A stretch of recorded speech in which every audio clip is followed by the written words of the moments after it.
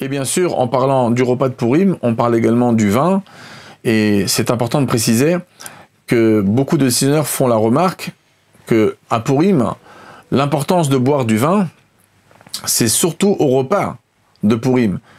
C'est là-bas que le Rambam dit comment on fait le repas de Pourim, et il rentre dans la manière de définir le repas de Pourim qu'il faut boire du vin. Donc boire du vin à Pourim, ce n'est pas quelque chose qui n'a rien à voir avec le repas, c'est directement lié au repas. Comme l'histoire que tout le monde connaît du Talmud dans Maseret Megillah, page 7, où Rabba a invité à nouveau Rabbi Zera, après que l'année dernière ça s'était mal passé, il est invité pour le repas. Et pourtant, Rabbi Zera n'a pas accepté l'invitation de Rabba, et il lui a dit c'est pas tous les jours qu'il y aura le miracle qu'il y a eu l'année dernière. Il s'en est sorti par miracle d'être revenu à la vie. Et donc, il aurait pu simplement lui dire ben oui, Rabba, j'accepte ton invitation, on va manger ensemble, mais on boira du vin après le repas ou avant le repas. On ne boira pas ensemble du vin, parce que c'était mal terminé. Mais cette option n'a pas été envisagée, puisque la mitzvah de boire du vin est dans le repas de Pourim. Et c'est pour ça que, dans une année comme la nôtre, malgré que on connaît, et d'après ce que je viens de dire, c'est important de boire le vin d'Afka pendant le repas de Pourim, on sait que les gens, des fois, débordent. Boit avant le repas, boit après le repas. On fait un peu un lechaïm. Un juif est venu nous visiter. Un lechaïm pas là, un lechaïm pas là. Et donc, cette année-là, c'est pas évident.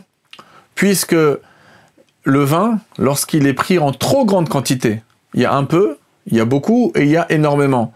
Alors, le Taz, dans le Siman Tavayin Alev, dans le Chod Pesach, la veille de Pessah, il donne ce détail, le Balatania aussi, le Mishtabro aussi apporte ça, c'est que lorsqu'on boit beaucoup trop de vin, et ben à ce moment-là, ça peut aussi donner un sentiment d'être rassasié, et c'est pas simplement qu'un sentiment, c'est qu'on va être rassasié, et ça va abîmer l'appétit de Shabbat.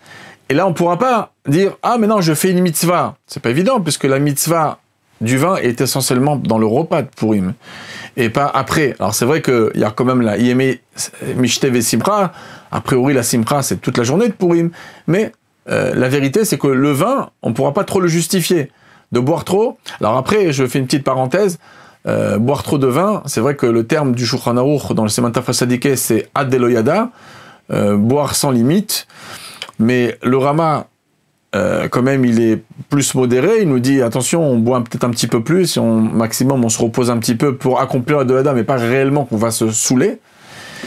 Et le Pri Megadim qui dit son conseil très judicieux, il dit en vérité, comme le Talmud dit souvent, le vin est rentré, le secret sort, comme dans Gittin, page 38, sa page 38, pardon, Nichnasain Yatsasod, ça dépend, que le vin est rentré, le secret sort, si quelqu'un, lorsqu'il boit, il dévoile des sagesses, il dévoile des secrets de la Torah, alors, tant mieux.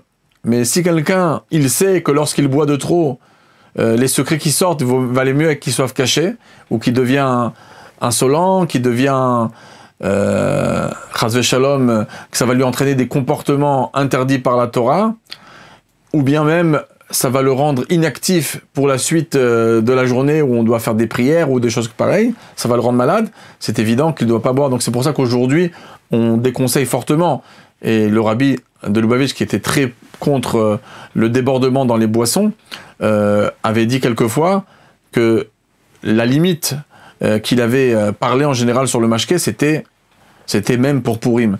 Donc c'est pour ça qu'on doit en même temps se limiter.